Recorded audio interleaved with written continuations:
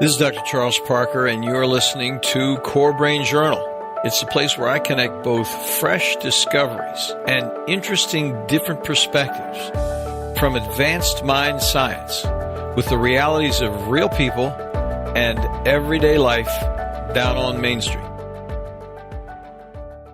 Well, welcome aboard, folks. Dr. Charles Parker here one more time, and we have another interesting guest that's going to change the way you think about your new year, because this person is going to help you and me as we talk together. She's going to help both of us with the concept of mental toughness. And she is a person who is mentally tough, raised on a ranch in Wyoming. Now, I don't know if you call yourself a profiler. I'll ask you that in just a minute. But Lorraine Kwai is a person who worked with the FBI and worked with spies, my friends, so she knows about mental toughness. Thanks so much for coming on board, Lorraine. Thank you so much, Chuck, for inviting me. It's a pleasure to be here.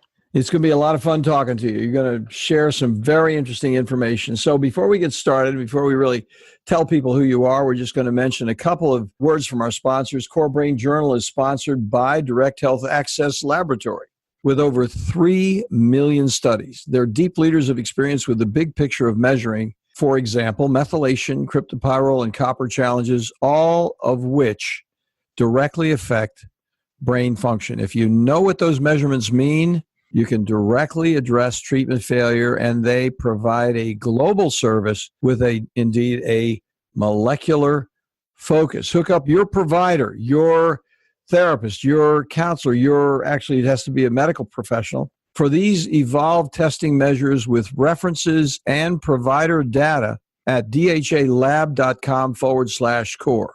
dhalab.com/core. Listen to more insightful interviews on all of these tests at corebrainjournal.com/115, where the master will tell you about what these tests really mean out there on the streets of any town. And then Core Brain Journal is also brought to you by the nonprofit Barry Robinson Center teams in Norfolk, Virginia. They provide more complete options to address the complexity of adolescent treatment failure nationally and internationally as they serve TRICARE with advanced biomedical testing for treatment failure. And they have a whole in-house substance abuse program. We do biomedical testing. And for 80 years, they've provided residential care on an evolved family, interpersonal, and as I said before, a global level. For more detailed information, go to barryrobinson.org/core. That's BARRY Robinson.org/core. More in a moment when we get midstream. So let me tell you a little more about Lorraine Key. I said that twice, Kwai. I got locked in on Key. I apologize, because I was thinking that was the phonetic pronunciation. Her last name is spelled Q-U-Y, and it's pronounced Kwai, like the River Kwai, bridge on the River Kwai. Sorry about that, Lorraine. She is an interesting person, was an FBI counterintelligence and undercover agent who exposed foreign spies and then recruited them to work for the U.S. government. A good FBI counterintelligence investigation uncovers new information about that spy to gain deeper insights into what influences their behavior and attitudes. So she's a pro, talking to pros, analyzing pros in an effective way that would actually help them turn on their original mission. Lorraine's job was to dig beneath the surface, probe the unknown, and discover their real underlying identity. In the process, she ended up knowing more about the foreign spy than they actually knew about themselves. And she's got a great quote by Lao Tzu: "He who conquers others is strong. He who conquers himself is mighty." Great quote. So then she talked about mental toughness seeks wisdom and desires to grow, change, and explore. To possess an attitude of positivity and adventure, delights in truth and inspiration, loves life and lives fully. And I just talked to her a little bit here before we got started. Folks, you are going to enjoy this conversation. Now, Lorraine, at Bridge on River Kwai, Lorraine Kwai is going to start by telling us a little bit about how she got into this all the way back into her childhood. She was raised on a ranch, get this, folks, in Wyoming. Could you tell us a little more about that, Lorraine, so we get a picture of who you are? Sure. Thanks, Chuck. I can't say that I always enjoyed living on a cattle ranch at 7,000 feet, especially in the middle of winter, but it taught me a lot about how to be mentally tough. An interesting thing, Chuck, when I interviewed for the FBI, Arizona State University, working on my master's, and one of the things that they really liked about me was the fact that I didn't grow up pampered. I didn't grow up with this entitled mindset. I was scrappy. I'd had to be scrappy in order to survive as a kid. And when they saw that, that was just one of the things that they really embraced about me. And I have just found that mentality has gotten me so far in life. I think one of my favorite stories growing up was when I was on a bicycle and I was on a cow lane and going, down the river somewhere, and I saw a rattlesnake in a sagebrush bush over here, and he lunged out at me, and my bike flipped. And when I came to my senses, I could feel little pinpricks all over me. And I thought, oh my God, I have been bitten by this rattlesnake hundreds of times. And I'm two hours on dirt road to the nearest hospital. And I'm down the river by myself. I'm going to die. I was 10 years old at the time. I'm thinking, what a shame, dying at the age of 10. Then I realized I'd fallen into some cactus. And then I saw that the snake was caught up in the wheel of my bike. And so I promptly got up and got a rock, and I made sure that snake would never terrorize my cow lane again. And then I had to carry the whole sorry mess back to the bike, because the bike was damaged. I had to carry it back a couple of miles back to the house.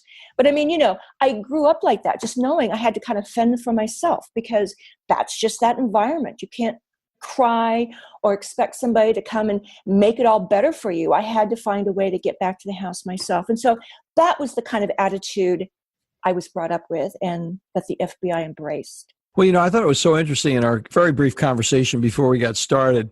I think just paint the picture a little more about how far away it was. I don't know if you folks have ever been to Wyoming. I love Wyoming. I've been to Wyoming.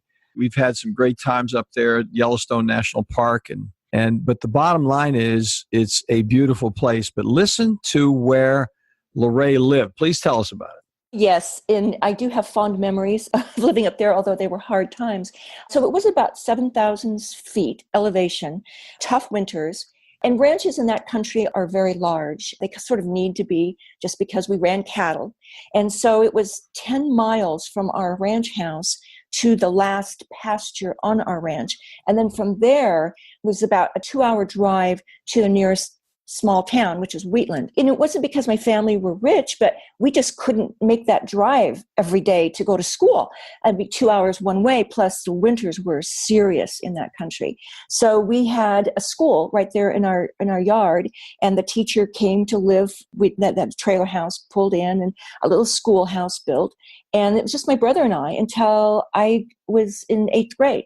Then my grandfather died, and we moved to his ranch, which is closer to the little town of Wheatland. So, I mean, I was joking with you earlier, Chuck. I was a hillbilly. I mean, it's hard to put a shine on a sneaker. I had my challenges cut out for me. It's amazing to think about how far away you were, and how, this brings the whole idea of a one-room schoolhouse to a much more minuscule conception, because you were in a trailer, basically, or a very small RV. But anyway, so then how did you actually take that experience? And you had your master's degree in Arizona, then interviewed you, but how did you get over to the business that you were in to actually, is profiling the correct word on what you were doing? Is that an inaccurate word, or is that correct? Truthfully, any good investigative agent, particularly a counterintelligence agent, is going to understand what makes people tick. And so I was not an official profiler. We have the behavioral science unit, and they are awesome people. And they will profile murderers, of the whole range of federal violations, counterintelligence included. So since I settled into counterintelligence, my focus was primarily on people who had basically good values. They were not criminals, at least from their point of view.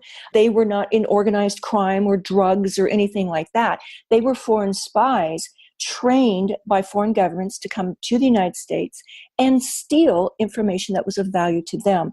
So my focus was much narrower than a true profiler's focus would be. Well, it would have been more difficult, I would think, because with the true profiler, if I can spit it out, you would have had a much more obvious kind of problem that would be presented in the front end.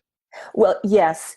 And anytime you're looking at, let's just say it's an organized crime violation, people involved in that, there are ways that you can, what can I say? I don't want to use the word extort, but you can put pressure on them. You can give them true motivations to cooperate with you, for a lighter sentence, to work with their lawyer, whatever it happens to be. But when you're talking about foreign spies and espionage, it's more ideological. I mean, you're talking about, you need to go to the very core of who the person is as a person. Emotional intelligence, to use vernacular that you and I use every day in business, becomes super, super important, because it's not only knowing yourself, so you can kind of predict how you will respond when you're confronted with the unknown, but also so that you can look at others. There's that empathy, but there's also even going deeper than that. It's like, what makes that person tick? Where are their pressure points? They have nothing to do with being locked up or thrown in jail, because they have to be motivated. And what motivates someone to perform to their best, or in a way that is conducive to what you want to have happen? Well, it's interesting because you're almost talking about principles and values. What are their principles? What are their real values? And what are the soft spots in those values, which is a much more complex set of variables in my mind. Absolutely. Values is where it comes down to. I mean, once you can understand what a person's values are, and by values, good values, are those things that they control. I mean, we all know people who have bad values. Basically, those are things that other people control. Like, am I going to win this contest? Or am I going to get rich? Or am I going to, but good values are based on, okay, the things that make me happy. I am doing something that gives me value and meaning. I have a good work ethic. I am in control of what happens to me. Those are good values.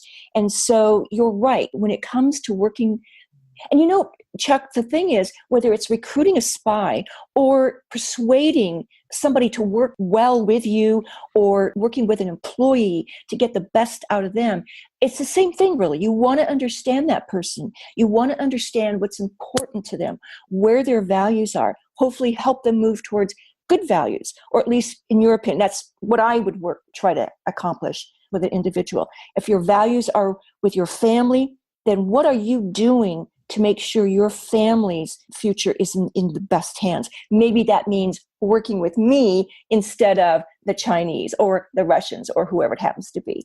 Well, that must have been difficult, just getting into the whole situation. I mean, as I'm listening to you, I'm thinking about you being wherever, in Oshkosh or whatever, and meeting somebody you don't know, and then somehow, ingratiating would be an incorrect word, but somehow getting into a relationship with them in some constructive, higher degree of trust and intimacy. Absolutely. That would then take them to talking about themselves in some way. How did all that happen? I mean, could you tell us a little bit about that? Absolutely. And that's where undercover work becomes essential. And so I was both an undercover agent and the case agent for undercover agents. I always had undercover operation against every single individual I was investigating. To me, that's just step one. And that individual may peel off. You find a way to get an undercover agent next to a subject of interest. You have that person run into them, talk to them, get a sense of what's important to them, see if there's a connection. And I always said, I talked to my undercover agents, whether it was another person or myself, and I'd say, the goal of this meeting is to get another meeting. I mean, sometimes it's just that simple, I have an interesting story, though, when I can tell you about my very first undercover operation. The first time I was right out of Quantico, and my first office, and it was in Phoenix, and I can't remember what what I was working at the time, but the squad over across the room was working organized crime. And some guy needed an arm charm for a barbecue, just needed some dolly to go with him, right? And he said, do you want to go? And I said, oh, yes, I want to go. Because I've seen all the movies and I've read all the books and I know this is going to be exciting. So, and I didn't really ask as many questions as I should have. So I left my gun at home and took a fake ID instead. And we showed up, and this was a rough group. I mean, we were investigating them for murder, for extortion, for drug dealing, for a lot of different things. It was in Phoenix. They took my handbag and put it in a spare room. And I went outside with this guy, this undercover agent that I really didn't know very well. And it was hot, and I needed some sunscreen. I had blonde hair and light skin, and I was burning. So I went back in, and I went into the room where the handbag was, and I saw two women going through my handbag. And I had one of those oh shit moments, you know? Yeah. And, okay, I'm not going to be cool about this. But then three guys came into the room, and they closed the door. And at that point, my only goal was to get out of that room unharmed. So they started asking me a lot of questions about who I was and what my background was and why I was there and who was the jerk that I had come with. And so I knew right away I had better be as honest with them as I could possibly be. And this is where authenticity comes in. This is where, just being as transparent as I could possibly be. And I told them all about growing up in Wyoming. I told them my love of horses and dogs and animals. I told them I needed to get out of Wyoming while I still could, or I probably would never. And one of the women started to nod, and I knew I was reaching her because she said, I come from Kansas, and I know exactly what you mean. And so anyway, the bottom line is I was as honest with them about who I was as I could possibly be. I told them everything except my true name and where I worked. And I learned something that day, very important. I got out of that room unharmed. The agent I was with, I learned that a hit was put out on him the following week, and the FBI transferred him to another city. It sounded bad the way you said it. It sounded like they were onto him. They were onto him. And I wasn't smart enough when I held up my hand to go with him to ask a few more questions. But the bottom line is that no matter what title you slap on, what position you think you hold, or what title you have, what is really important is that you be who you are. And so when I worked undercover, I always remembered that. I was always Lorraine. Maybe I was a different name, but that didn't matter. My values are what came through. The things that were important to me are what came through. And if we didn't connect, that's fine. I'd try to get enough reading off of that person to know, this guy, this is what he's interested in. But I never got into trouble working undercover, except when I tried to be somebody I wasn't. I don't know if that answers your question or not, but I've kind of taken that with me in everything I do in life, whether it be working with other undercover agents or interviewing people. But I am who I am, and I'm pretty comfortable with that. And I've had pretty good success in just being Lorraine and not trying to be somebody else. So that's so interesting. So what happened was everything about you was authentic and real, except your mission with that meeting. Yes, exactly right. You just got metaphorically completely undressed in terms of everything about you. So, and because you would not be disingenuous in that regard, because you're actually talking quite explicitly about your pain, your experience, your problems, then they develop trust because they are smart. They're intuitively aware that you're not handing them a line. You're really talking about who you actually are. That's so because exactly the preponderance of what you said was real, they didn't chase you down on ID. They just didn't chase you down on the ID. And in fact, what you said to them was so acceptable. There was no reason to chase down who you were because it didn't matter what your name was in that situation because you were a loner and you were gone and you wanted to be gone and you just didn't want to be around where you had been and you were on an escape. You were leaving and away. That's exactly right. And as I mentioned, that another woman there just nodded, and I knew I had hit. And that's the thing about working undercover is that you talk to somebody, and this is something we did at Quantico when I went back for what we call in-services, but it was an undercover training course. I think it was like 2 weeks, something like that. But what we would do is meet somebody, and have like maybe 3 minutes or 5, depending, to explore what you had in common. And they did this they brought people in. It wasn't other agents, because, other agents, it would be easy. But they brought people in from the community. And we had no idea who they were. And we just start talking to them. And you would be surprised. You can just start talking to somebody and you can find something in common, whether it's a book or a movie or current topic, environment. You'd be surprised how quickly, if you work at it, you can find something in common. It's like your typical cocktail conversation. You're desperate trying to find something in common with this person. And you don't have to come across as desperate, but you become agile. You become quite agile in mixing up your topics and coming back around and following up on something that, somebody said. And Chuck, what it comes down to is paying attention to the other person. Because truthfully, so many times we're focused on ourselves. We're focused on what we want to say in response to what someone else is saying. And it's all about us. But if you divest yourself and focus on that other person, it becomes much easier. Well, and they feel that concern. I think then they're going to understand that you care on a certain level. You may not care about everything they do, but on a personal level, you care about them and you're really making a genuine effort to try to connect with them in a real way. And they feel in a difficult time of espionage and whatever's going on there, they feel accepted and approved of in a certain way because you're listening and you're enjoying that part of the conversation. So they're not alone. And then that would be an element of trust would be built on the fact that they are truly connected with another human being. You just described and defined what a charismatic person is all about.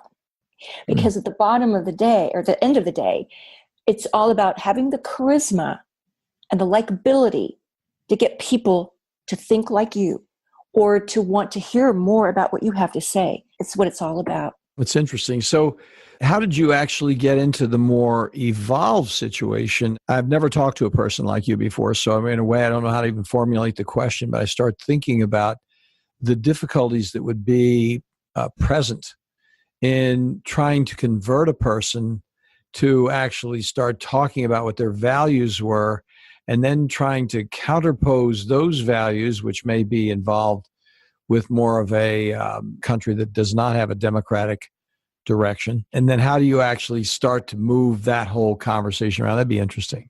Sure.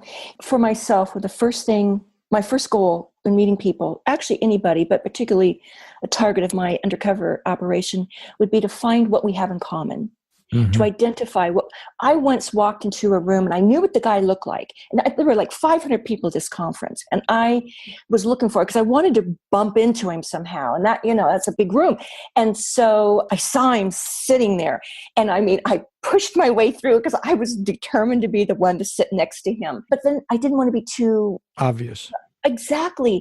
Because one thing they're told about, do not trust any American. When a foreign spy comes to the United States, they are on high paranoid alert. And so I just said hello, and I didn't even try to talk to him. And there was a break, and it was an all-day thing, so I didn't rush it. And I pulled out, and at that time, I was reading a wonderful book called Zen and the Art of Motorcycle Maintenance. Ken Percy. And that was, yes, it's a great book. And it was in the days before Kindle. And so you could actually see what I was reading, the book. Right? Yeah. And I just started reading it. I was just ignoring him because I got up and got some coffee or whatever. And there was long, and it was to network, and I saw a few people, but I came back and I just started to read. And he didn't know anybody there either. And that intrigued him. He goes, what is that book? What's that book about? And so then we just started talking about Persig's book. And I knew right away he was a person who was interested in, he was a deep thinker. Yeah. Actually. Yep. And that was golden. That told me just about everything I needed to know to take it to the next step. And of course, it's always, I'm a female. I was single at the time. So I always wore a wedding band. And I always had one of the guys on my squad as a husband if I needed to produce one. Because I just, those were just the kind of things. To be safer, really, yeah. Yeah. I didn't want to give the wrong message. And they were all married. The guys, usually they're the spies, diplomats that come over to the United States as foreign spies are married for the same reason. And so it was a very adult, respectful kind of dialogue we had.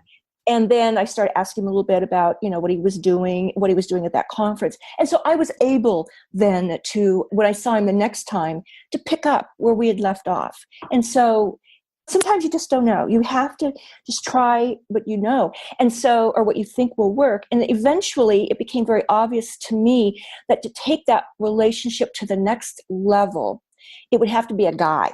Because I did not. It couldn't be you because of your. It couldn't be me for a couple of reasons. He would the intimacy thing, exactly right. And he might meet me as FBI as well. So I was what you call the cutout. And then I went to an agent I knew who had a lot of experience, who was very heartfelt. He was the kind of guy who could talk to you for 2 hours about his feelings and all that kind of stuff. He was a real touchy-feely, and we don't have a lot of those in the FBI. Yeah, right. And so he's valuable to me. And so I said, hey, you've got to get next to this guy. And so that's how we took it. And I was cut out, and that's what we call ourselves, a cutout. And then the other guy was brought in, and he took it all the way to the end. But I was the case agent, and so we would come back, and I knew him well enough, the subject of the investigation.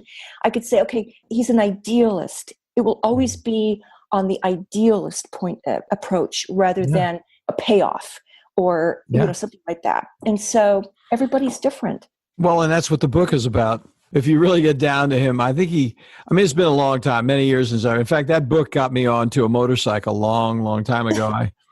I wound up, my cousin had a motorcycle and we were in Philadelphia. And, but the thing about the Persig book, for those of you who don't know about it, is there was one guy who had a very fine, expensive, high-cost, super-duper BMW, which at the time that book came out was the quintessential road bike, R69S, whatever. I don't remember what the code, but it was something like that. And then Persig, or the person who had something like a Suzuki that was misfiring and not working well. But he, through his skill, had a greater relationship with the machine, and on a deeper level was actually able to fix the machine in a constructive way on a motorcycle trip, whereas the person with the BMW, which is noted for its endurance and wonderful motoric construction, fell apart or was broken somehow. And of course, that's the metaphor of going deep, because you go deep, you have a utilitarian value to relationships. And that was, in that particular case, it was a metaphor for his relationship with his son, but it still worked for the motorcycle. Yes, it did. And it's interesting, and I'm not going to say that all foreign spies are deep thinkers or whatever, but they are usually, I respect them. They're usually more intelligent. They're not your typical drug dealer or drug runner or organized crime type, where their motivation probably is more in how many zeros after that number I can be bought off. And I'm not going to say that that's easier, because in a lot of ways it's more dangerous. Those guys play a different kind of game. But counterintelligence officers and spies that I ran against, by and large, there were people that I could respect and that did have that inner focus. They were doing something that was about more than just money or things. Yeah. Well, now I'm going to ask you another question in just a second. I'm enjoying this conversation so much, but there's a question that comes to my mind. And because we're out there in the cold, as they say, we are now thinking, I'm sure a number of our audience are thinking what I'm thinking. And I'm going to ask you this question, and then we'll have a little break and we'll come back and listen to the answer. But I think in identifying with you, in my empathetic response of being with you in those moments, I'm also thinking what it would be like, and would like to ask you, what was your most dangerous moment and how did you get out of it? What was the situation that you think that your socks were rolled up and down on that situation and you were just happy you made it through? And here's how you made it through. In just a moment, we'll be back, folks, and what we're going to do is ask Lorraine that question. Back in just a moment. Well, you folks already know that here at Core Brain Journal, we're on a mission to introduce you to resources that make significant contributions to the investigation of those predictable mind science applications. Our colleagues at DHA Lab Group provide a real difference with treatment options for people at every level, from first awareness of mind problems to those frustrating times when even well-informed treatment becomes surprisingly unpredictable. For my entire professional life, from psychoanalysis to brain scans, I've searched for Yes, improved predictability. The good news for all of us, from professionals to patients, remarkably effective research offers useful, cost-effective, organic options far beyond guesswork with psychiatric medications alone. DHA lab tests measure unbalanced biomedical details through easily available testing, now available globally for a variety of molecular answers from, for example, methylation, copper, and cryptopyrrole challenges.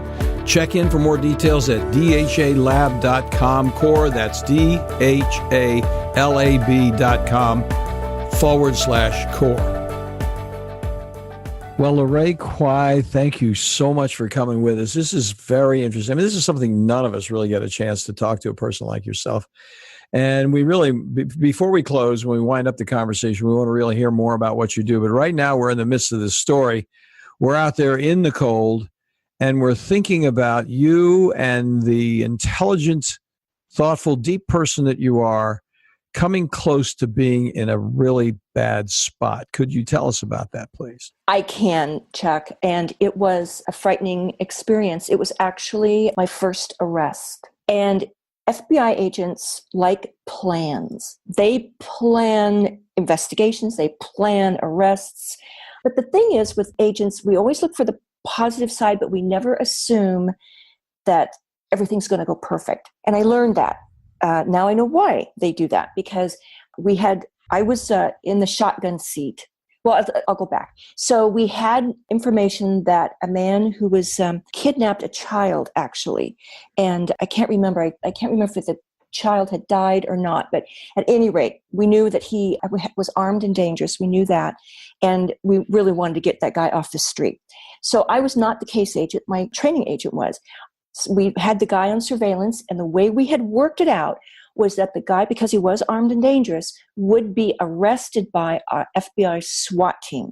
And so since we didn't know what was going on inside that house, we got the address, we set up surveillance, he came out, we knew it was him, we could ID him, we decided to just arrest him after he got into the car and away from the house, because we didn't know if there were guns in the house aiming at us, we didn't know. Thought it'd be safer to do a car arrest. So this was in Scottsdale Road, in the morning, and we expected there to be a lot of traffic and lots of stoplights, lots of opportunity for a car arrest. Well, believe it or not, no red lights, no red boards, nothing. He just kept going. And then as traffic started to get a little heavier, Ron, my case agent, was determined to stay on his heels. So there was like 3 lanes, and we were in the far lane.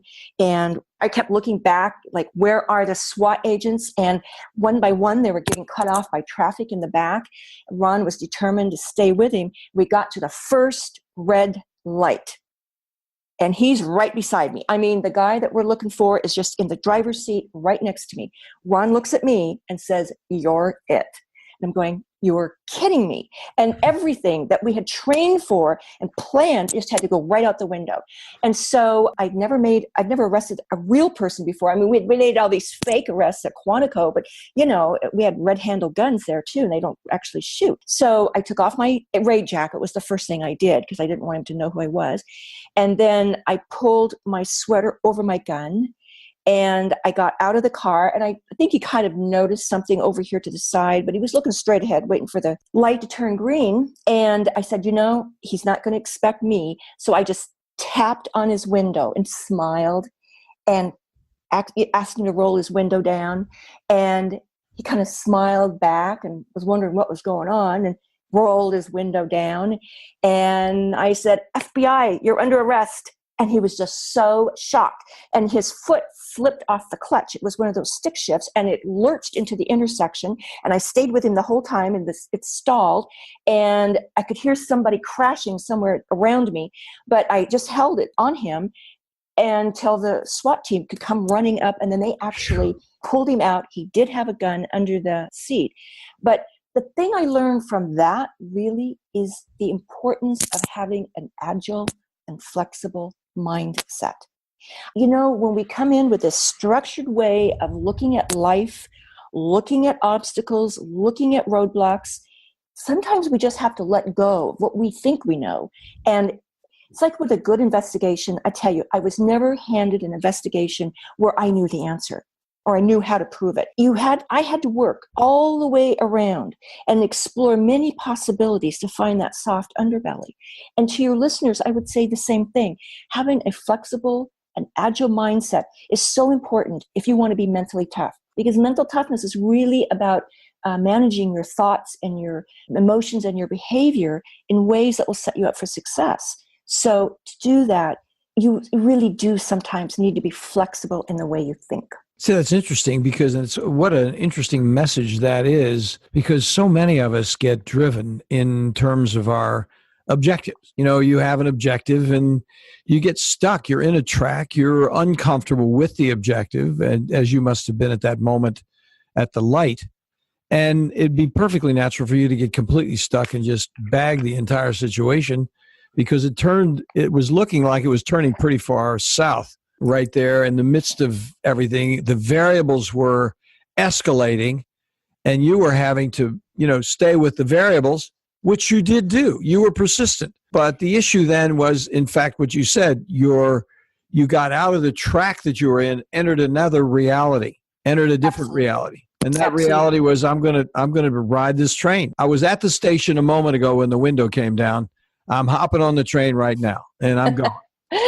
Yes. And I still get nervous when I talk about that story. My palms and my hands are sweating because it was a frightful experience. But the other thing too is I learned that I can be flexible. I can go with the flow and always keeping my objective in mind. And when I think about the first of the year, I have to tell you, that whole scenario comes back to me because so often, at least I will speak for myself, but I will have this goal, right? Or this vision I have for what is going to happen in 2018 or 2017 or whatever, or maybe the next 3 years. It's this vision I have. And I set lots of little goals up to reach that vision. But what I rarely do around the first of the year, or at least a point in time of the year, is check to make sure that vision is still on track. Because if it's not, then I may have to tweak those goals to get there, right? And when I think about that particular experience, it's a good reminder that I always need to keep in mind what is the bigger picture.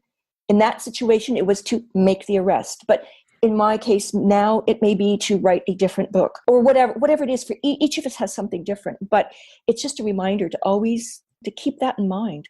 Well, this has been such an interesting conversation. I really do hate to wind it up, to tell you the truth. And Lorraine has some things for us, folks, that are really interesting. It has to do with mental toughness. And you can see that her toughness has an interesting, just as we were just in this brief conversation, an interesting softness with it. It's almost like being soft enough in certain circumstances is generated by a certain measure of toughness, so that flexibility is the manifestation of the toughness. Well, yes. And the thing is, when people a lot of times will come to me and they say, oh, I want to be mentally tough. And they think it's bulldozing their way through obstacles and problems. And that might work in football, but it does not work in life. And a lot of the times, to be mentally tough, you have to divest yourself of your ego enough that you can find a way to get through that obstacle or that roadblock or whatever is in front of you in a way that works for you. And sometimes that means you have to change, but doesn't mean you give up on it. But it does mean you have to be smart enough to find the right way through. And I think mental toughness is really just about being smart enough, a great deal of it in a way. Yeah, smart enough to really have the big picture. I completely agree with you, because the easy thing when you're frightened is to lose the big picture. It's so easy. And you didn't lose the big picture at that moment when the window was down. You had the big picture there at the front of your mind. And in that situation, because you had it, you were able to flex with the reality that changed so dramatically. And Chuck, the other thing I want to encourage your listeners is it's really important to identify your strengths. You need to know your weaknesses, but don't spend a lot of time trying to transform weaknesses into strengths. I want to be honest with myself about what my weaknesses are, and I want to learn how to manage them. And then I want to know what my strengths are, and I want to build my strengths. And so in that situation, I knew I didn't look like an FBI agent. I think I knew I looked like some dolly out there that this guy was going, oh, is it my lucky day? I mean, so you go with what your strengths are. And I didn't let that bother me. I'm not going to see myself as, I'm going to use what strengths I have. And I just stuck with him. And I didn't pay attention to what was happening over here when somebody crashed, because I was shocked to see a gun in the middle of the intersection, Scottsdale Road.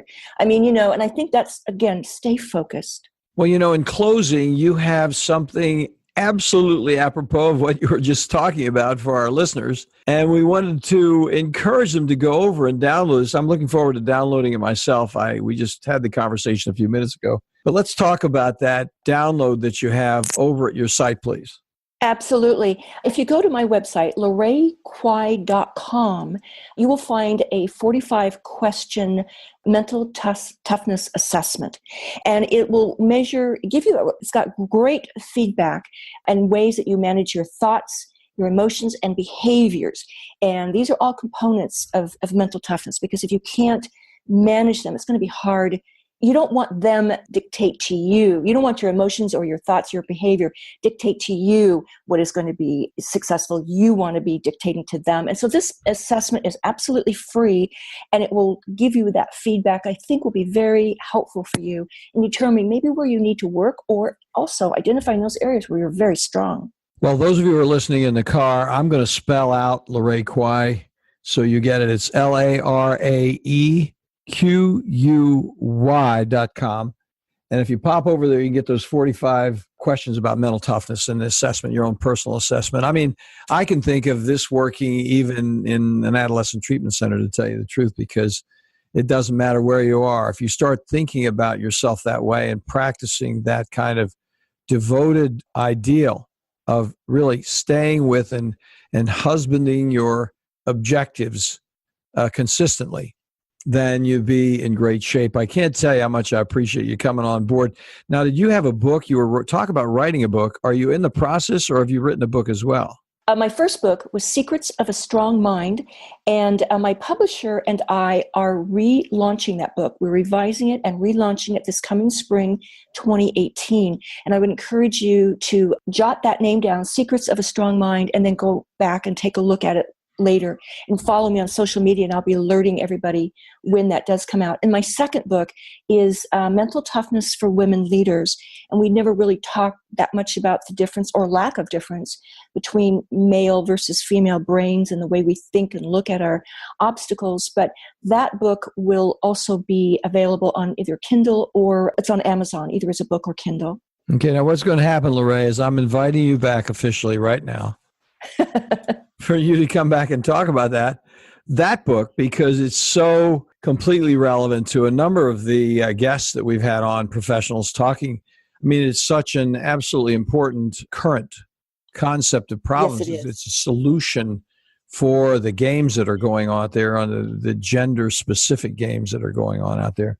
Absolutely. So we're going to officially invite you back right here in front of everybody to go ahead and go over that book. Okay. So as soon as it comes out, you hook it up, and we'll talk about the differences between men and women, and that's in the leadership roles, and what are the positives and what are the challenges that they have to face. Sounds awesome. All right. So with that, we're going to push on, folks. So thank you so much, Lorraine, for coming on board here. We really appreciate it. And I know everybody here has had it. I mean, we've taken a very interesting trip with you, and thank you so much.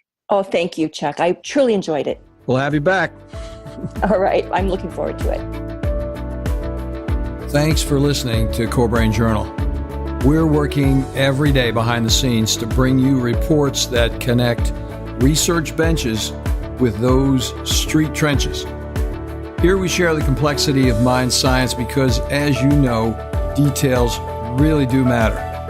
One of the most pervasive, misunderstood challenges is how commonplace medications, like those written for ADHD, are used so regularly without clear guidelines. If you think you'd like more specifics, take a minute to download my 2-page PDF packed with video links and references on the absolute essentials of how to start ADHD medications. They're easily available at corebrainjournal.com/start. Thanks for listening. Do connect and stay tuned. Together we can make a difference.